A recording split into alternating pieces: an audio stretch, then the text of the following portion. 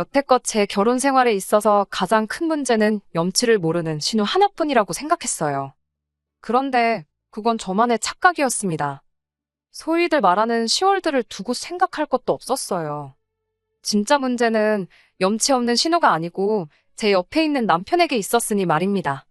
남편과는 2년 정도의 연애 끝에 결혼을 하게 되었습니다. 2년이면 충분히 긴 시간이라고 생각했어요.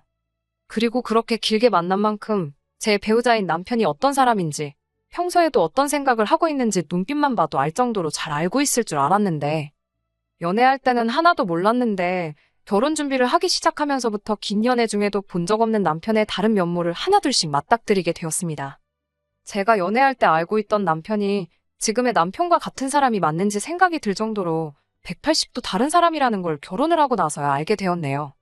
결혼 전, 그러니까 연애를 할 당시에는 평범하고 마냥 좋은 사람이라고 생각했어요. 저도 남편도 그냥 평범한 회사를 다니고 있는 평범한 회사원이었습니다. 조건, 이런 거 따지기에는 둘 중에 누가 더 잘났네, 누가 결혼 잘하는 거네 이런 거 따질 것도 없이 비슷한 상황이었습니다. 마냥 좋은 사람이란 말처럼 연애하는 동안에는 큰 의견 다툼도 없었고 다툰 적도 손에 꼽을 정도로 몇 번 되지 않았습니다. 아마 그게 결혼을 결심하게 된 가장 큰 이유였을 거라 생각해요. 남편도 저랑 비슷한 이유였을 거라 생각했고요. 그렇게 자연스럽게 연애에서 결혼으로 넘어가게 되었습니다. 결혼은 반반 결혼을 하기로 했어요. 청혼 후에 결혼 준비를 시작하면서 남편과 제가 서로 돈을 얼마나 모아놓았는지에 대해서 오픈을 하게 되었습니다. 조건이 비슷했던 것처럼 어느 누가 더 돈을 많이 모았네 소리 나올 것도 없이 비슷한 액수였지요. 굳이 따진다면 제가 400만 원 정도 더 많았어요. 남편이 저보다 4살 연상이다 보니 군대 다녀온 기간을 제외하더라도 사회생활을 저보다 먼저 시작했어요. 그렇다고 무조건 저보다 많은 돈을 모아야 한다 생각했던 적도 없었고 남자니까 결혼할 때 나보다 더 뭐라도 해와야 한다는 생각도 없었습니다. 그래도 남자라고 연애하는 동안 데이트 비용을 계산할 때 더치페이를 하기는 했지만 남편 쪽에서 좀 더 지출을 했었고 그렇게 남들과 같은 평범한 연애를 하고 있다 생각했었지요. 밥값이다, 데이트 비용이다, 선물이다 뭐다 해서 저보다 좀 더 쓴 게 있었으니 모자란 돈이 3천, 4천 정도였다면 이야기가 달랐겠지만 제가 400만 원 더 가지고 있다고 해서 그걸 가지고 잘난 척을 한다던가 유세를 부린다거나 할 생각은 추호도 없었습니다. 그런데 남편은 자기가 모아놓은 돈이 좀 더 적다는 부분에서 조금 부담을 느끼기 시작했나 봐요. 오죽하면 그걸 가지고 저한테 미안하다고 사과까지 해왔으니 말이지요. 저는 아무래도 상관없다, 액수차가 큰 것도 아닌데 그럴 수도 있는 거 아니냐 하고 몇 번이나 말을 했지만 남편 귀에는 들어오질 않았던 것 같아요. 어떻게 보면 염치가 있다고 하겠지만 사실 그 이후부터 결혼식장에 들어갈 때까지 이 얼마 안 되는 돈 때문에 고생을 좀 하게 되었어요. 결혼 준비 시작부터 본식 날까지 7개월 정도의 기간이 걸렸는데 결혼식장에 신부 입장하는 그 순간까지 둘이 만나면서 나오는 비용에 대해 칼같이 계산을 하기 시작했습니다. 앞서 말씀드린 대로 남편이 연애하던 시기에는 더치페이를 하긴 했지만 조금이나마 더 비용을 부담하려고 했었어요. 그런데 이제 와서 정확하게 계산하는 게 서운하다, 뭐 그런 이야기를 하려는 게 아닙니다. 남편의 칼 같은 계산이 이따금씩 도를 지나치고 있다는 느낌을 받기 시작했거든요. 밥 먹다가도 제가 사이다 하나라도 시키면 계산할 때가 돼서 먹은 건 정확히 절반을 계산하더라도 제가 시킨 음료수에 대한 부분은 칼같이 제가 계산을 하게 했어요. 너 때문에 돈이 더 나왔으니 음료수 값은 너가 내라, 이런 식이었지요. 그러다가는 언젠가부터 남편은 같이 밥을 먹으러 가면 다른 거 볼 것도 없이 메뉴에서 가장 싼 음식을 주문해서 먹기 시작했습니다. 급기야는 데이트 약속이라도 있으면 식사는 집 근처에서 국수 같은 걸로 간단하게 때우려 들질 않나. 나중에 가서는 집에서 밥 먹고 나오라고 할 때도 있었어요. 데이트하는 동안도 원래 돈을 펑펑 쓰거나 하는 사람은 아니었지만 그래도 저런 모습을 처음 봤으니 적응이 되지 않더라고요. 둘이 식사해봐야 얼마나 나온다고 그러냐고 한번 다툰 적도 있었습니다. 당시 남편은 그게 자격지심이라는 걸 인정하지 않으면서도 계속 결혼할 때 저보다 돈을 덜 가지고 오는 게 마음에 걸려서 그러는 거라는 대답만 계속했지요. 막상 저는 아무 신경도 안 쓰는데 자기가 괜히 찔려서 그러는 게 자격지심 아니겠나요? 전후 사정을 알고 나니 한편으론 이해가 가면서도 결혼까지 몇 개월이나 더 남아있었는데 언제까지 이런 식으로 만나야 한다는 게 속상했지요. 외식이야 결혼하고도 언제든지 할 수 있는 거지만 연애할 때랑 결혼하고 나서는 또 다른 이야기잖아요. 하지만 최대한 남편의 입장을 존중해주려고 노력했어요. 이렇게 아끼는 거 길어봐야 몇 달일 테고 말 맞다나 남편이 저런 식으로 고집을 부리는 게 결혼할 때 제가 가져오는 돈과 최대한 같은 액수를 가져오기 위해서 저러는 거라니. 한편으로는 방법이 조금 지나치긴 하지만 생활력이 강하고 절제할 줄 아는 성격을 가지고 있다는 게 달리 보이기도 했었거든요. 결혼 준비하면서 커플들이 많이 싸운다고도 하잖아요. 그런데 저런 식으로 행동하는 것 외에는 딱히 신경 곤두세울 일도 없었기도 했고, 결혼을 결정한 직후다 보니 따지고 보면 연애하던 기간, 아니, 결혼한 기간까지 통틀어서도 남편이 가장 좋게 보일 시기이기도 했었으니 이것도 서로를 알아가는 과정이라 생각하고 그냥 넘어가기로 했습니다. 좋은 점만 보려고 했던 거였지요. 막상 그렇게 먹을 돈 아껴서 가져온 게 100만 원 남짓한 돈이긴 했지만 말입니다. 좋은 점만 보려고 그냥 넘어갔던 제가 무색하게 결혼식 올리고 신혼집 들어가자마자부터 그랬던 남편이 180도 돌변하더군요. 연애하면서도 몰랐던 모습이었는데 사실 남편은 엄청 통이 크고 씀씀이가 좋은 사람이었다는 겁니다. 연애할 때도 저보다 돈을 조금 더 쓰긴 했지만 돈을 펑펑 쓰거나 하는 사람은 아니었었거든요. 특히 결혼 직전에 먹을 돈 아껴가며 긴축하는 모습을 보여줬으니 통이 그 정도로 큰 사람이라는 사실은 전혀 눈치를 채지 못했지요. 자기가 열심히 일해서 번 돈 어떻게 쓰던지 제가 관여할 것도 없고 못 쓰게 할 수도 없는 것이지만 남편의 지출 중 대부분이 남편의 가족, 특히나 신우를 위해 쓰는 돈이 엄청 많았던 거예요. 생각해보면 저보다 경력이 길었던 만큼 월급도 조금 더 많았던 남편이었는데 아무리 생각해도 모아놓은 돈이 저보다 적었던 데에는 다 이유가 있었던 건데 말이에요. 제가 그렇다고 허리띠 졸라매가며 돈을 모으고 하던 사람도 아니고 할 거 다 하고 쓸 거 다 쓰면서 살아왔으니 그런데도 불구하고 제가 남편이 모아놓은 돈보다 조금 더 모았던 그 이유가 다른 게 아니고 신우에게 돈을 퍼다 날르느라 그렇게 된 거라고는 정말 생각조차 해보지 못한 일이거든요. 신우 또한 연애하는 동안 결혼 준비할 때 한두 번 만난 게 전부였고 남편이 저한테 따로 언급조차 했던 적이 없어서 그냥 대면대면한 사이구나 그렇게 생각을 하고 있었는데 그게 아니었습니다. 신우가 손아래 신우였다면 차라리 어떻게든 이해를 해보려 했을 텐데 그것도 아니었습니다. 남편이 저보다 4살 위, 그리고 신우는 남편보다 2살이 더 많았으니 저랑은 나이 차이가 꽤 많이 나는데 아직도 남편이 경제적으로 신우를 도와주고 있다는 사실이 믿기지가 않았어요. 이미 저랑 연애를 하기 전부터 남편이 신우의 빚을 대신 갚아주고 있었더라고요. 전부를 갚아주는 건 아니지만 대출이자 정도를 보태주고 있었던 거예요. 듣자 하니 신우가 예전부터 일저일 벌려놓은 건 많은데 하나같이 다 망해가지고 빚이 좀 있었나 봅니다. 그런데 빚을 내서 이것저것 차렸던 사실을 신우가 심해부도 모르게 했다가 딱 걸렸나 보더라고요. 정신 빠진 여편네 이혼하네 어쩌네 하면서 엄청 일이 크게 번졌는데 심해부가 벌어오는 돈은 한 푼도 건들지 않는 선에서 대출을 상환하는 걸로 어떻게 마무리를 지었다고 해요. 시조카들이 있으니 심해부도 섣불리 이혼을 결정하지는 않았던 것 같은데 문제는 신우가 당장 사업이 아니라 일자리를 구한다 하더라도 대출금을 스스로 갚아내기엔 그 액수가 너무 컸던 게 문제였던 거지요. 그래서 남편이 언젠가부터 그 대출이자 갚는 걸 도와주고 있었던 거고요. 그 상황을 저는 전혀 모르고 있었으니 그 사실이 썩 유쾌하지도 않았고 그래도 이제 당신도 가정이 생겼는데 이제 신우 빚을 대신 갚아주는 건 그만해야 한다고 직접적으로 말을 한 적도 있었습니다.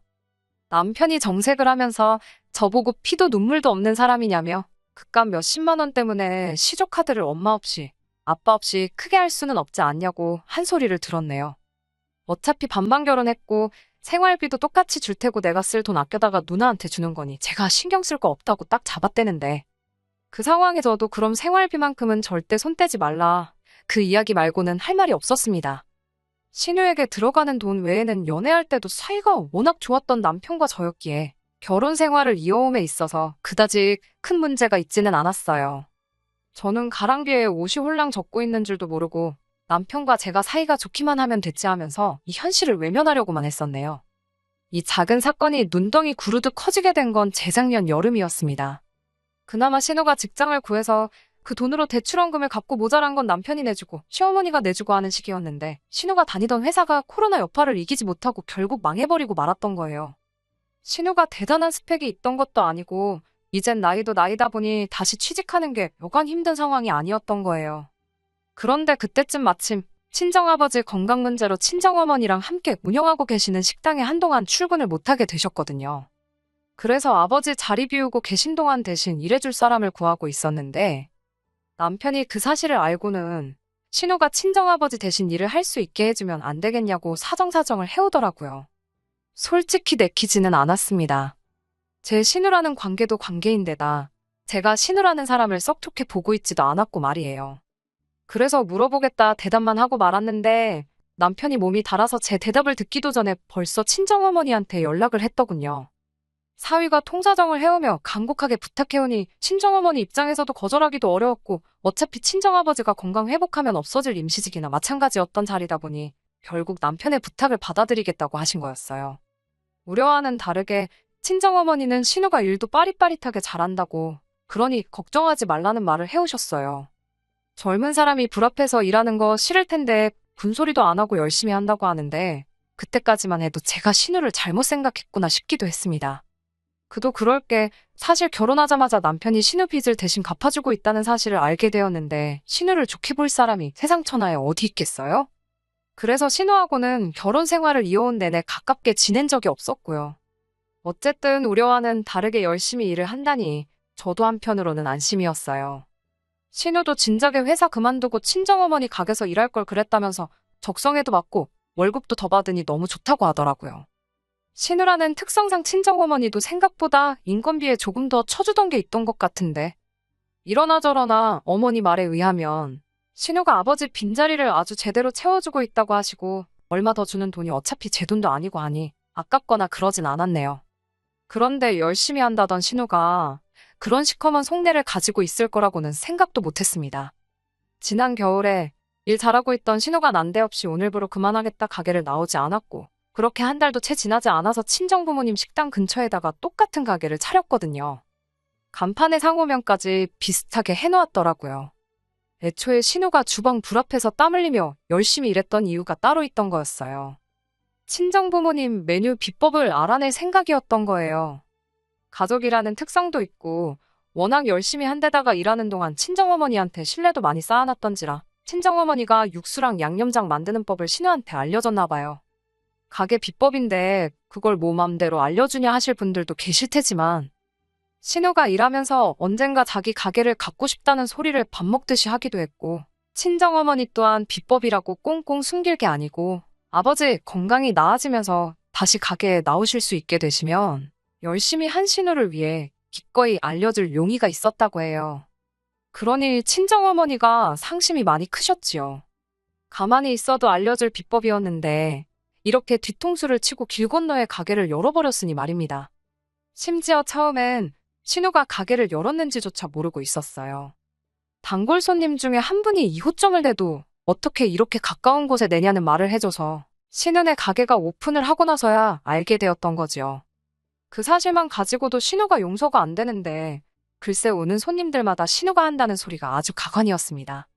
친정부모님 가게는 곧 문을 닫을 계획이니 앞으로 여기로 오시면 된다는 있지도 않은 소리라든지 친정부모님 가게가 오래된 가게라 그런지 주방 위생 상태도 엉망이다 하는 험담까지 서슴지 않고 나오는 대로 짓거렸나 보더라고요. 이 사실을 알고 나니 저도 가만히 있을 생각은 없었습니다. 신우한테 쳐들어가기 전에 남편은 이 상황을 어떻게 생각하는지부터 알아야겠다 싶어서 남편 퇴근할 때까지 기다렸습니다. 남편한테 이 모든 걸 다 알고 있던 거냐 따지니 남편이 저한테 큰 소리를 치면서 적반하장으로 나오더군요.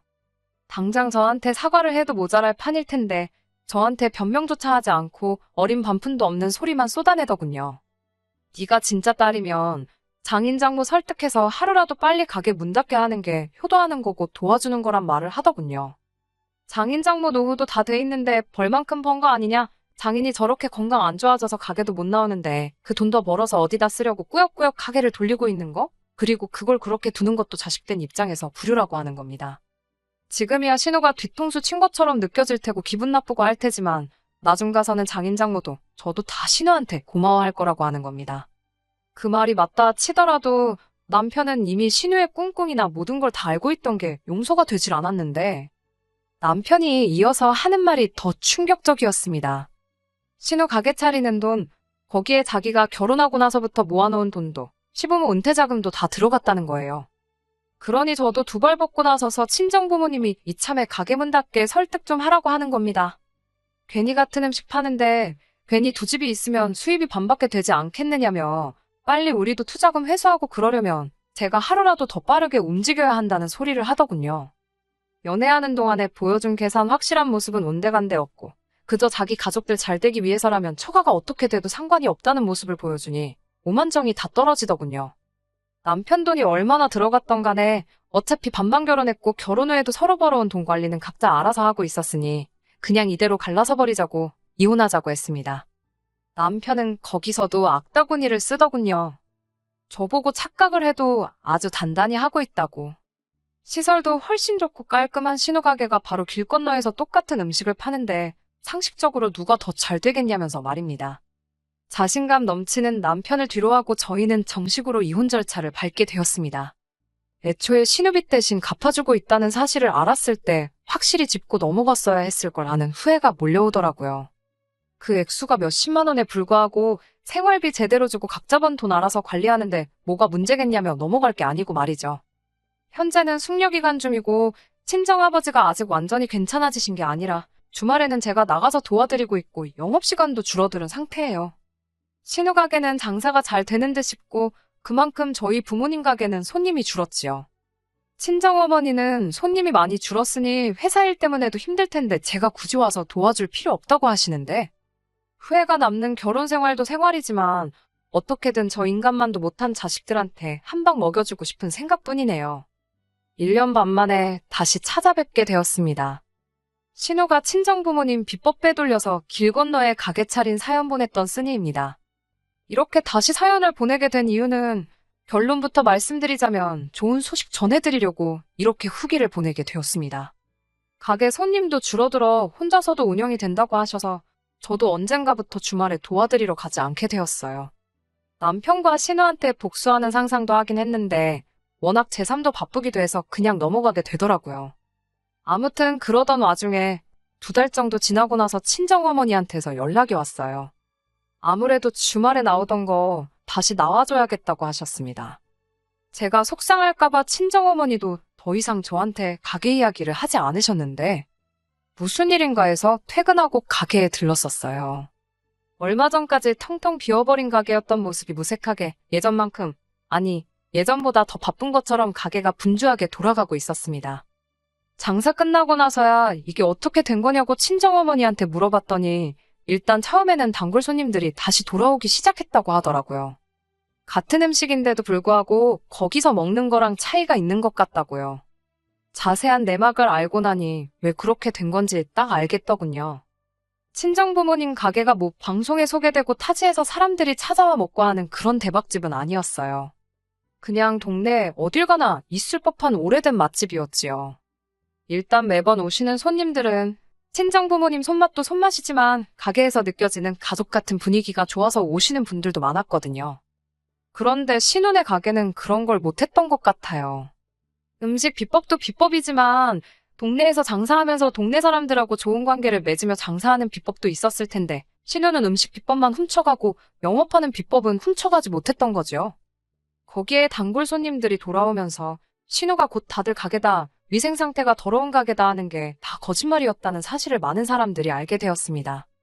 그러면서 신우가 비법을 훔쳐다가 길 건너에 가게를 차린 파렴치한 행동을 했다는 것까지 다 알게 되었지요. 거기에 그 소문이 소문을 타고 온 동네방네 퍼지게 되었고 급기야는 근처에 있는 다른 동네까지 퍼지게 되었다는 거예요. 그런데 또 다른 동네 사람들한테는 이 신우의 막장짓거리가 오히려 홍보 효과가 돼버린 거예요.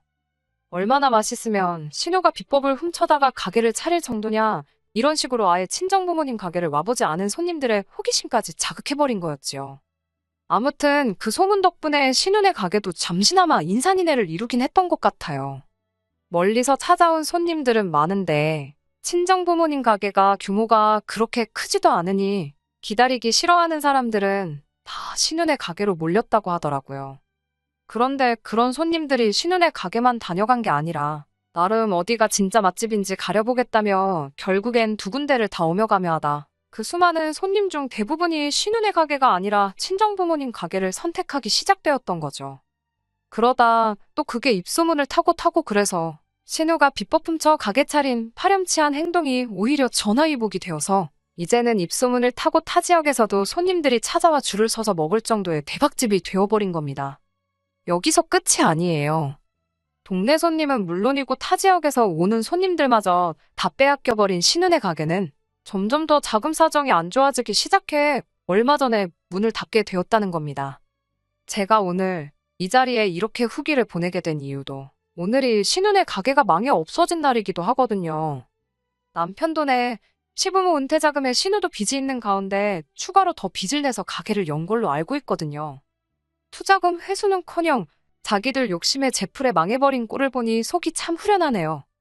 이젠 자기 가족들 빚이 더 늘어났을 텐데 갚아줘야 할 가족들 빚이 더 많아진 남편이 배 아파 뒤집어지는 꼴을 생각하니 당분간은 안 먹어도 배가 부르고 두 다리 뻗고 잠도 잘 잘 수 있을 것 같네요. 끝까지 들어주셔서 감사합니다. 오늘의 사연은 여기까지입니다. 구독과 좋아요, 알람 설정 부탁드리고 더 좋은 사연으로 다시 찾아뵙겠습니다. 감사합니다.